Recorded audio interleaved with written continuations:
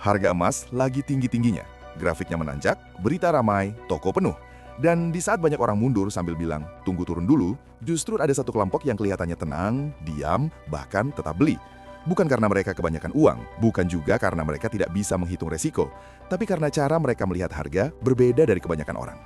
Di titik inilah cerita kita dimulai. Bukan soal emasnya saja, tapi soal cara berpikir yang memisahkan keramaian dengan ketenangan, memisahkan reaksi dengan strategi, memisahkan ikut arus dengan membaca arus. Dan mungkin di akhir nanti, lo, gue, kita, kalian bakal sadar bahwa yang mahal itu bukan cuma harga emasnya, tapi juga harga dari ketidaksabaran, harga dari kepanikan, dan harga dari keputusan yang diambil tanpa sudut pandang yang utuh. Gue mau ajak lo melihat fenomena ini dengan kepala dingin.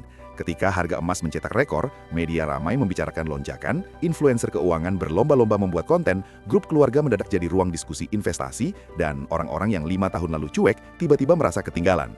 Di situ suasananya selalu sama, campuran antara euforia dan ketakutan. Euforia karena harga naik, ketakutan karena merasa sudah terlambat. Dan di tengah dua emosi itu, keputusan seringkali tidak lagi rasional. Kita cenderung membeli karena takut ketinggalan, atau justru menjauh karena merasa kemahalan. Dua-duanya reaktif, dua-duanya digerakkan emosi. Tapi orang yang benar-benar memahami emas tidak melihatnya hanya sebagai barang yang sedang naik harga. Mereka melihat sejarah panjangnya. Sejak ribuan tahun lalu, emas sudah dipakai sebagai penyimpan nilai, dari peradaban kuno sampai sistem moneter modern. Bahkan ketika sistem uang kertas berkembang, standar emas pernah menjadi patokan dalam sistem keuangan global. Dunia memang sudah berubah sejak era standar emas ditinggalkan, tapi fungsi psikologis dan ekonominya tidak pernah benar-benar hilang. Di tengah inflasi, krisis finansial, perang, gejolak geopolitik, emas selalu muncul sebagai simbol perlindungan. Dan ini bukan sekedar mitos, tapi pola berulang dalam sejarah ekonomi. Ketika inflasi naik dan daya beli uang melemah, orang mencari aset yang nilainya relatif lebih stabil. Di banyak krisis besar, emas cenderung bertahan, bahkan menguat. Itu sebabnya bank sentral di berbagai negara pun masih menyimpan cadangan emas dalam jumlah besar. Lo bisa lihat bagaimana banyak bank sentral dunia menambah cadangan emasnya ketika ketidakpastian global meningkat. Mereka tidak panik, mereka tidak ikut-ikutan, mereka punya strategi jangka panjang. Dan orang-orang yang benar-benar paham belajar dari pola itu, bukan sekadar dari harga minggu ini. Sekarang pertanyaannya, kenapa tetap beli saat mahal? Bukankah logikanya beli saat murah, jual saat mahal? Secara teori iya, terdengar sederhana, tapi kenyataannya tidak sesederhana itu. Karena tidak ada yang benar-benar tahu kapan harga itu murah atau mahal secara absolut. Yang ada hanyalah relatif terhadap waktu dan perspektif. Harga yang hari ini terasa mahal bisa jadi 5 tahun lagi dianggap murah. Banyak orang dulu menganggap harga emas di angka tertentu sudah terlalu tinggi, tapi setelah 1 dekade, angka itu terlihat seperti diskon besar. Jadi, mahal atau tidak, seringkali baru jelas setelah waktu berjalan. Orang pintar biasanya tidak mencoba menebak puncak atau dasar harga secara presisi. Mereka tidak bermain tebak-tebakan dengan pasar, karena pasar itu seperti laut, luas, dalam, dan seringkali tidak peduli dengan prediksi individu. Mereka lebih fokus pada akumulasi bertahap, disiplin, dan konsisten. Ketika harga tinggi, mereka tetap beli dalam porsi yang terukur. Ketika harga turun, mereka juga beli. Strateginya bukan menunggu momen sempurna, tapi membangun posisi perlahan. Ini yang sering disebut sebagai pembelian berkala atau rata-rata biaya. Strategi ini bukan glamor, tidak bikin deg-degan, tapi efektif dalam jangka panjang. Lo mungkin bertanya, apa tidak takut rugi kalau beli saat mahal, lalu besok turun? Tentu ada resiko. Tapi orang yang berpikir jangka panjang tidak mengukur keputusan hari ini dari fluktuasi besok pagi. Mereka melihat 5 tahun, 10 tahun, bahkan lebih. Dalam horizon panjang, volatilitas jangka pendek cenderung mereda. Emas memang tidak selalu naik lurus. Ada koreksi, ada stagnasi, bahkan ada periode panjang tanpa kenaikan signifikan. Tapi sebagai lindung nilai terhadap inflasi dan ketidakpastian, fungsinya tetap relevan. Di sisi lain, kita juga harus jujur. Tidak semua orang yang beli emas saat mahal itu pintar. Ada juga yang sekadar ikut tren. Bedanya ada pada niat dan strategi. Orang yang ikut tren biasanya beli dalam euforia, dengan dana besar, berharap untung cepat. Kalau harga turun sedikit, panik, jual rugi, lalu menyalahkan pasar. Sementara yang benar-benar paham, tidak menaruh seluruh asetnya di satu instrumen. Mereka diversifikasi. Emas hanya bagian dari portofolio, bukan satu-satunya sandaran hidup.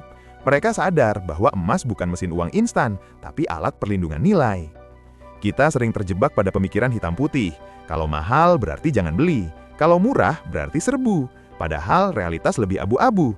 Harga mahal bisa mencerminkan fundamental yang berubah, seperti inflasi global yang tinggi, ketegangan geopolitik, atau melemahnya mata uang tertentu. Dalam kondisi seperti itu, harga tinggi justru bisa menjadi sinyal bahwa resiko sistemik sedang meningkat. Dan ketika resiko meningkat, memiliki sebagian aset dalam bentuk emas bisa jadi keputusan rasional, bukan emosional. Gue tahu, buat sebagian orang, melihat emas di harga tinggi itu bikin nyesek. Rasanya seperti datang ke pesta saat makanan hampir habis. Tapi investasi bukan pesta satu malam, ini maraton. Orang yang konsisten berjalan pelan tapi pasti, seringkali lebih unggul daripada yang berlari kencang lalu kelelahan di tengah jalan. Analogi sederhananya begini, kalau lo menabung rutin setiap bulan tanpa peduli harga, dalam jangka panjang lo membangun kebiasaan, bukan sekadar mengejar momentum. Ada juga faktor psikologis yang jarang dibahas. Ketika harga naik, orang cenderung merasa aset itu lebih berharga. Ini disebut efek validasi pasar. Kita merasa lebih aman membeli sesuatu yang banyak orang juga beli. Padahal, seringkali keputusan terbaik justru terasa sepi. Orang pintar menyadari bias ini. Mereka tahu bahwa rasa nyaman karena ikut mayoritas tidak selalu identik dengan keputusan benar. Tapi mereka juga tidak anti mayoritas, mereka hanya tidak dikendalikan olehnya. Di Indonesia, emas punya tempat khusus di hati masyarakat. Dari perhiasan sampai logam mulia batangan, emas dianggap simbol keamanan. Banyak keluarga yang bertahan di masa sulit karena punya simpanan emas. Ketika krisis moneter melanda di akhir dekade 90-an, nilai mata uang anjlok drastis. Mereka yang menyimpan emas relatif lebih terlindungi dibanding yang hanya memegang uang tunai. Pengalaman kolektif seperti itu membentuk memori sosial. Jadi ketika harga emas tinggi, sebagian orang melihatnya bukan sekadar angka, tapi sebagai harga dari rasa aman. Namun, kita juga harus realistis. Emas tidak menghasilkan arus kas. Ia tidak memberi dividen seperti saham, tidak memberi kupon seperti obligasi, tidak menghasilkan sewa seperti properti. Keuntungannya murni dari kenaikan harga. Itu sebabnya orang pintar tidak mengagungkan emas secara berlebihan. Mereka menempatkannya sesuai fungsi. Sebagai lindung nilai, sebagai penyeimbang portofolio, sebagai asuransi terhadap ketidakpastian.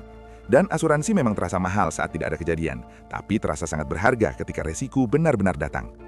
Kalau lo melihat grafik jangka panjang emas, lo akan menemukan pola siklus. Ada periode naik tajam, ada periode datar, ada periode turun. Siklus ini dipengaruhi banyak faktor, mulai dari kebijakan suku bunga bank sentral besar seperti The Federal Reserve di Amerika Serikat, kondisi dolar Amerika, hingga konflik geopolitik global. Ketika suku bunga tinggi, emas kadang tertekan karena investor beralih ke instrumen berbunga. Ketika suku bunga rendah dan likuiditas melimpah, emas sering menguat. Jadi mahal atau murah tidak bisa dilepaskan dari konteks makroekonomi. Orang yang benar-benar belajar tidak hanya melihat harga hari ini, tapi juga membaca arah kebijakan global, tren inflasi, dan kondisi ekonomi domestik.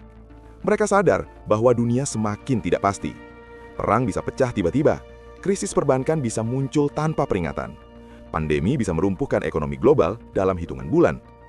Dalam dunia seperti itu, memiliki aset yang tidak tergantung pada kinerja satu perusahaan atau satu negara menjadi masuk akal. Tapi ada satu hal yang lebih penting dari sekedar strategi beli saat mahal, yaitu disiplin finansial. Banyak orang ingin terlihat pintar dengan membeli emas di waktu yang dianggap tepat, tapi lupa bahwa fondasi keuangan pribadi lebih krusial. Punya dana darurat, tidak terlilit utang konsumtif, punya penghasilan stabil, itu jauh lebih penting daripada sibuk menebak harga emas. Orang pintar tidak memulai dari emas, mereka memulai dari struktur keuangan yang sehat. Gue juga ingin jujur, tidak semua orang harus beli emas saat mahal. Kalau kondisi keuangan lo belum stabil, kalau dana darurat belum aman, memaksakan beli hanya karena takut ketinggalan itu justru berbahaya. Investasi yang baik tidak boleh mengorbankan ketenangan hidup. Jangan sampai lo punya emas, tapi setiap bulan deg-degan bayar cicilan. Itu bukan strategi, itu nekat. Lalu bagaimana sikap yang lebih bijak? Pertama, pahami tujuan lo. Kalau tujuan lo jangka panjang, misalnya untuk menjaga nilai kekayaan dari inflasi, maka fluktuasi jangka pendek tidak perlu terlalu ditakuti. Kedua, atur porsi. Jangan taruh semua dana di emas, diversifikasi tetap kunci. Ketiga, konsisten. Lebih baik beli sedikit tapi rutin daripada besar sekali lalu berhenti. Keempat, terus belajar. Ikuti perkembangan ekonomi global, pahami kebijakan moneter, dan jangan malas membaca data. Ada satu ironi yang sering terjadi. Ketika harga emas rendah dan sepi peminat, orang tidak tertarik karena merasa tidak ada momentum. Tapi ketika harga tinggi dan ramai, semua mendadak ingin masuk. Ini pola klasik perilaku manusia dalam investasi. Kita lebih percaya pada sesuatu yang sedang naik, padahal seringkali peluang terbaik muncul ketika suasana sunyi.